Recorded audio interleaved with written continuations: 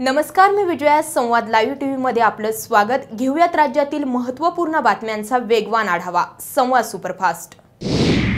नाशिक येथे Nashik police cooperative credit society निवडणूक प्रथमच होत असून यंदा 15 जागांसाठी 50 उमेदवार रिंगणात उतरणार आहेत. खाकीच्या प्रांगणाला यामुळे राजकीय आखाड्याचे स्वरूप आले आहे. तिरंगी लढत या ठिकाणी होणार असल्याने सर्वांचेच लक्ष या निकालाकडे लागले आहे. यामध्ये एका मतदाराला 15 मतदान करण्याचा अधिकार आहे.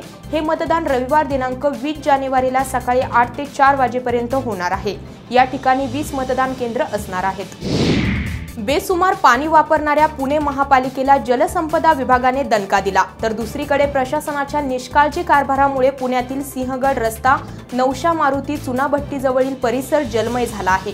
जलकेंद्राच्या टाक्या ओव्हरफ्लो झाल्याचे वृत्त असून यामुळे परिसरातील 8 ते 10 घरांमध्ये पाणी शिरले आहे. कालवा सल्लागार समिती, जलसंपदा विभाग आणि महाराष्ट्र जलसंपत्ती नियमन प्राधिकरणाच्या आदेशाला केराची टोपली दाखवत बेसुमार पाणी वापरणाऱ्या महापालिकेला जलसंपदा विभागाने तिसऱ्यांदा दणका दिला आहे. प्रेमसंबंध ठेवण्यास नकार देणाऱ्या युवतीचा धारदार शस्त्राने वार करण्यात आल्याची खळबळजनक घटना सिंहगड रस्ता भागातील नांदेड फाटा परिसरात मंगळवारी रात्री घडली.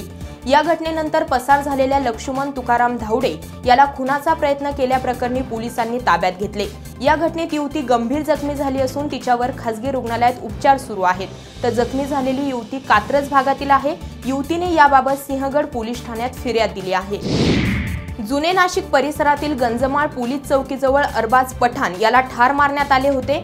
किरकोळ भांडणाची कुरापत काढत हल्लेखोरांनी अरबाजवर धारदार शस्त्राने हल्ला चढवला. या अज्ञात हल्लेखोराच्या टोळक्याने रात्री 9:30 वाजेच्या सुमारास हे कृत्य केले.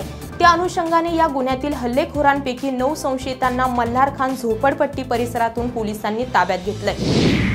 अत्यल्प पावसामुळे भविष्यात पाणी टंचाईचा सामना करावा लागणार असल्याने शिरूर नगर परिषदेने घोड नदी पात्रातील शिरूर शहरालगत असणाऱ्या कोल्हापूर बंधारा ते रामलिंग पर्यंतचा नदी पात्रातून अनधिकृतपणे पाणी उपसा करणाऱ्या 80 वीज पंपांचा वीज पुरवठा महावितरणकडून खंडित करून घेतला आहे. शिरूर नगर परिषदेच्या मुख्याधिकारी ॲलिस पोरे यांच्यासह अनेकांच्या मदतीने ही कारवाई करण्यात आली.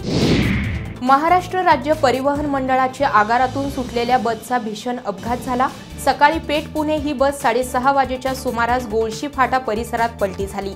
सावळघाट चढून वर आल्यावर चालकाचा बसवरील ताबा सुटल्याने ही बस पलटी झाली. या अपघातात 4 प्रवासी गंभीर जखमी झाले आहेत, तर बसचेही मोठ्या प्रमाणावर नुकसान झाले आहे. नगरदौंड रस्त्यावर मढे-वडगाव मधील न्यू इंग्लिश स्कूलच्या गेट समोर 2 मोटारसायकलीची धडक झाली. यामध्ये श्रीगोंदा तालुक्यातील बाबुर्डी येथील बापलेकीचा दुर्दैवी मृत्यू झाला. विठोबा हे उसाच्या ट्रॅक्टरला ओव्हरटेक करताना हा अपघात झाला, तर विठोबा शिर्के व त्यांची मुलगी संगीता कदम यात मयत झाले. दुसऱ्या गाडीवर पुणे जिल्ह्यातील दाम्पत्य होते, तेही गंभीर जखमी झाले आहे, परंतु दोन्ही मोटारसायकलवर असणाऱ्या लहान मुली यात सुखरूप बचावल्या. महापालिकेच्या उत्पन्न वाढीसाठी आयुक्त सौरभ राव यांनी मिळकत करामध्ये तब्बल 12% कर वाढीचा प्रस्ताव स्थायी समितीला दिला आहे. त्याचबरोबर पाणीपट्टीमध्ये देखील 15% करवाढ करण्यात येणार असून पाणीपट्टीत 15% वाढ केल्यास महापालिकेला 29 कोटी आणि मिळकत करासह विविध करांमध्ये प्रस्तावित केलेल्या करवाढीमुळे महापालिकेला वर्षाला 110 कोटी रुपयांचे उत्पन्न मिळेल. यामुळे आयुक्तांनी आपल्या अंदाजपत्रकातून पुणेकरांना करवाढीचा चांगलाच दणका दिला आहे. नवीन घडामोडी जाणून घेण्यासाठी पाहत राहा संवाद लाईव्ह टीव्ही. धन्यवाद. राज्यभरात झपाट्याने विस्तारत असलेल्या संवाद लाईव्ह टीव्ही साठी पूर्ण वेळ प्रतिनिधी नेमणे आहे. शिरूर श्रीगोंदा पारनेरसाठी पूर्ण वेळ 1 प्रतिनिधी, आंबेगाव खेड जुन्नर साठी पूर्ण वेळ 1 प्रतिनिधी, बारामती इंदापूर दौंड साठी पूर्ण वेळ 1 प्रतिनिधी, मुळशी मावळ हवेलीसाठी पूर्ण वेळ 1 प्रतिनिधी, पुणे शहर आणि हडपसर साठी पूर्ण वेळ 1 प्रतिनिधी, पिंपरी चिंचवड भोसरीसाठी पूर्ण वेळ 1 प्रतिनिधी, अहमदनगर शहर आणि नगर दक्षिण साठी पूर्ण वेळ 1 प्रतिनिधी, औरंगाबाद शहर आणि जिल्ह्यासाठी पूर्ण वेळ 1 प्रतिनिधी. वृत्तपत्र क्षेत्रातील अथवा कोणत्याही माध्यमातील किमान 2 वर्षांचा अनुभव आवश्यक. स्वतःचा कॅमेरा आणि दुचाकी असावी. आपल्या भागातील राजकीय, सामाजिक आणि परिसराचं संपूर्ण ज्ञान आवश्यक. इच्छुकांनी आपला संपूर्ण बायोडेटा sanwadtv@gmail.com वर पाठवावेत आणि मुलाखतीसाठी समक्ष भेटावं. अधिक माहितीसाठी 9665 992 992 या क्रमांकावर आजच संपर्क करा.